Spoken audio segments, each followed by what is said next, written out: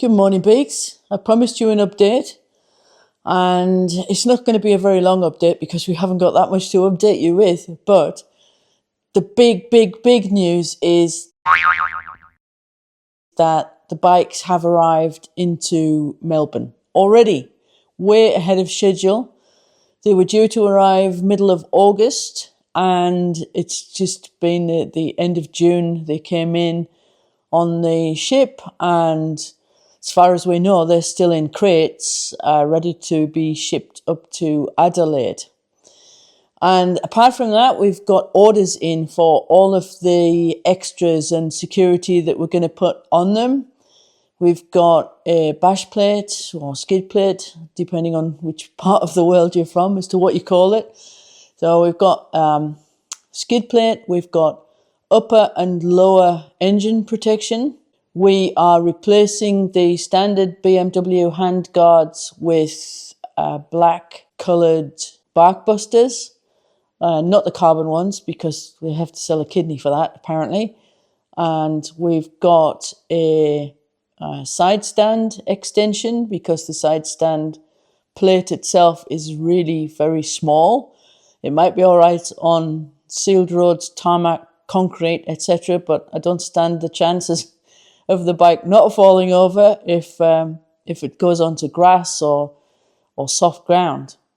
We've also got a protector coming for the quick shifter. We're awaiting the framework for the Moscow Moto panniers.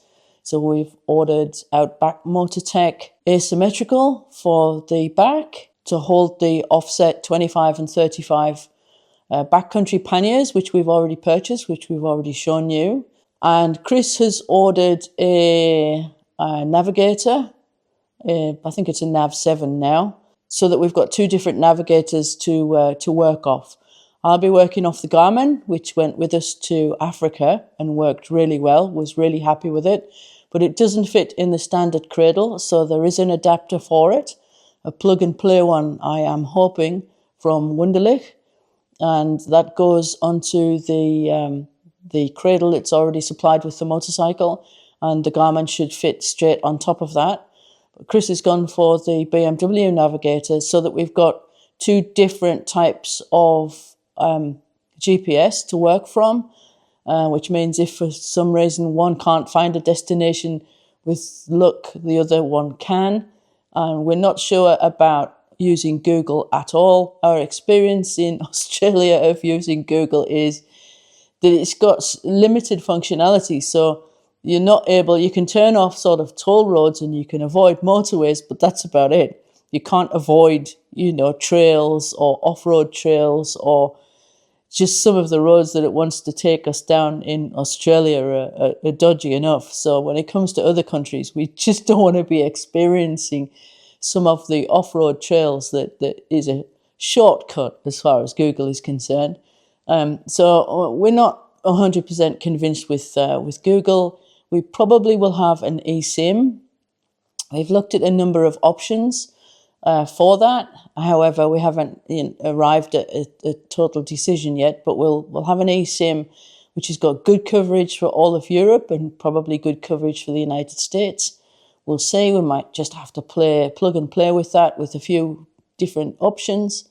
And then we may use Google depending on our location. But my experience, or our experience of using the Garmin in Africa and in the middle of nowhere, in Namibia, in Botswana and Zambia, was that it worked incredibly well. There was only one solitary occasion in the whole 8,500 kilometers where it took us down the wrong track. It wanted to do the shortcut, and we should have actually entered the campsite from a completely different location. But we worked that one out pretty quickly. But in a month, it got it wrong once. So I'm pretty sort of hooked on the Garmin, using the Garmin. Chris is going with the standard seat, which arrives with the motorcycle. That's what he took out on the test ride, and he's quite happy with that. I'm not so convinced, not because the seat is uncomfortable, just because it gives me, I have to stretch for the ground. kind of not that comfortable with doing that because the bike is going to be top heavy. It's got a reputation for being quite a heavy bike. Once you get going, of course, all of that disappears. But when it comes to slow speed maneuvers, I like to think that at least I've got my feet close-ish to the ground in order to perform some of those maneuvers, especially when it goes to pushing back, say from a car parking space, or I've gone down a track and I just can't quite complete the turn in one go. So I've gone with again, it's another Wunderlich option, and it's the lowered seat. So it should reduce the overall height by 25 mil. I hope that's not too much in that it doesn't give me any padding at all, because I do want to be comfortable on this bike. But the reviews for the Wunderlich seats are really good. Very expensive at over $1,100. However, it is what it is, and we're going to be on these bikes for a long time. Apart from that, things which have arrived, which we didn't have, are Moscow Moto forgot to include the puck set, if you remember, if you watched that video. So when the luggage arrived from the Netherlands, one of these sets was completely missing. And they've sent the double pack so that one of these goes on one side to fit the back plate for the pannier onto the Outback Motortech framework. You can see it's kind of roughly how that works. That gets screwed in place. And they sent that, of course, they just updated their order, apologised and sent it through to us. And the other thing that we've got, should get open here, is this little set of things. As you can't see it. Hopefully you can see it if I hold it back a bit further. So this is for the double take mirrors. And these are security bolts. So you know, on a lot of this type of mirror and the similar sort of holders, ball mount holders for action cameras, etc., they have that thumb screw to tighten them up. Well, this replaces the thumb screw because the double take mirrors have cost a lot of money. All someone has to do is unscrew that thumb screw, and then they just have to buy the bottom of it, so they can take the rest of it away. Thank you very much for your mirrors. So to prevent them from doing that, we had these on special order from the US, which is, I think, where double take is made. And I know it's difficult to see in the light on the bag, but effectively it eliminates that butterfly, and it's got a security nut, which means that we do have to drag around this great big key in order to, so if the bike goes over and the mirrors need adjusting, that's what you need in order to do the adjustment. But quite happy with that. They were a special order. They're not normally stocked in Australia, and a shout out to Adventure Moto for getting those in for us. They're one of the great suppliers in Australia where you can get a lot of add-ons and a lot of extras, and a lot of they import quite a lot of stuff which comes in from Europe and the United States. One of the things we are totally undecided on, is the screen. I mean, I am a lot shorter. My sort of body height is, I've got longer legs, but a short body, which means that in the main, even naked bikes don't really affect me too much when it comes to the effects of wind. But Farmer Chris is a lot different. He's got a really long body and a short pair of legs, and he's 5'10", which means he will be feeling the effects of the wind a little bit more. So do we go with another screen? I think we'll wait until we get the bikes anyway, but are there any recommendations out there for a good screen? We've had a look at Puig. I've had a Puig before, a sort of bubble screen on an R1. It was okay, but it was more about aesthetics and look. It was less about actually having an effect on pushing the wind over my helmet. But I don't personally want anything that's too high, because I need to be able to get good camera footage for you guys, so that you can see, the road ahead, which is a viewpoint I like to have from a chin mount. Whereas Farmer Chris is probably going to just use the X5, the Insta360 X5, looking back at him when he's doing a bit of a talk, with the occasional bit of footage looking forward. So the positioning of the X5 is not easy either. For anybody that's got an F800GS, you can see that there's very limited options for where you can screw things on those handlebars. So, and ideally, of course, you want it. I know it's slightly easier because you've got cruise control, but for freeing up your right hand, because normally motorcyclists have to do things if they haven't got their left hand on the bar. They've only got their left hand, which is not on the throttle, obviously, to turn cameras on and off or have a look at the phone, etc. So, but there's hardly any room on the handlebars for this bike, and certainly with the navigation cradle sitting right in the middle, low down. Again, with this really short screen, well, it's not a screen, with that thing that's covering up the front of the bike, let's call it, there's nowhere to hide anything behind a wind barrier. So I don't know what are people's thoughts around a screen. We've had a look at quite a few. If I do replace that sort of that front fairing screen thing, I don't want it to be too high because I do want to be able to see over and get that road view without having to look through the screen.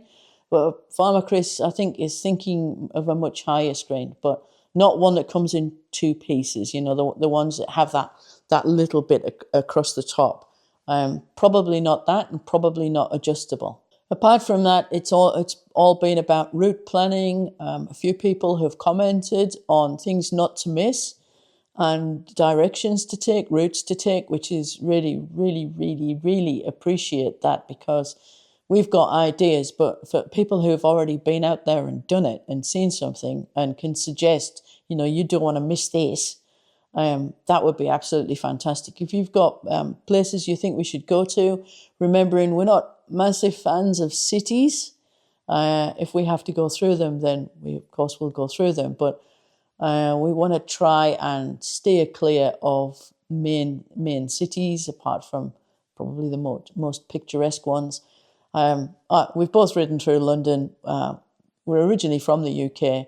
We've seen an awful lot of the UK in our lives anyway, and we're going to hunt out some of the more unusual places to stop. We were both into biker cafes when we lived over there, so we'd like to visit some of the newer ones that we haven't yet seen, and if anybody's got any suggestions for them as well, that would be really appreciated.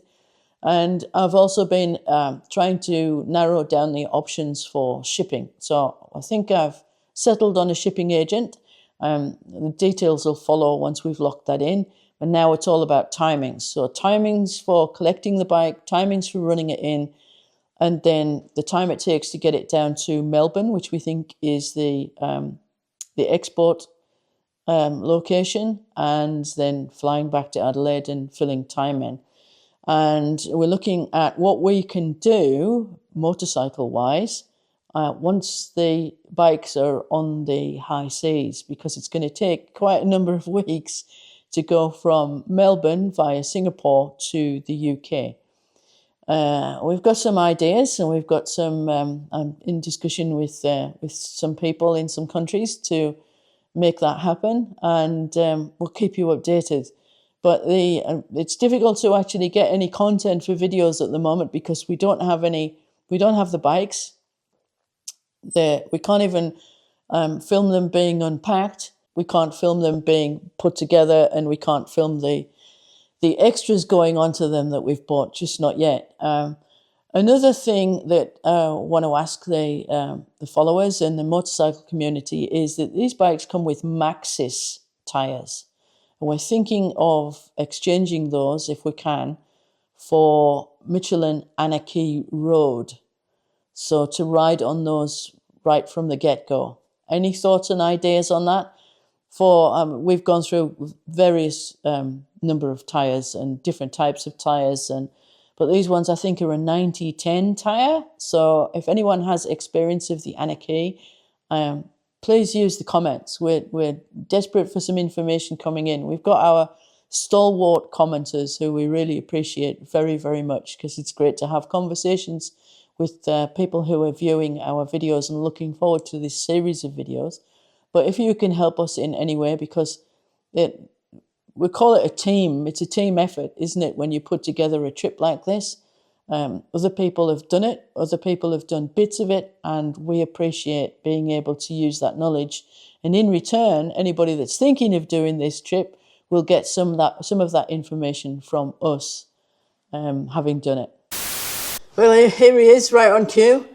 At this point in time, I haven't really got anything else to update you with. I've done what we've got, and if you can help us out with some information on those bits and pieces, we'd be really appreciated. So thank you for watching. Subscribe to the channel. There were so many people who are watching these videos who are just not subscribing. So head on down and subscribe, please. Give us a big thumbs up, and we'll see you in the next one. Yep, love you a long time.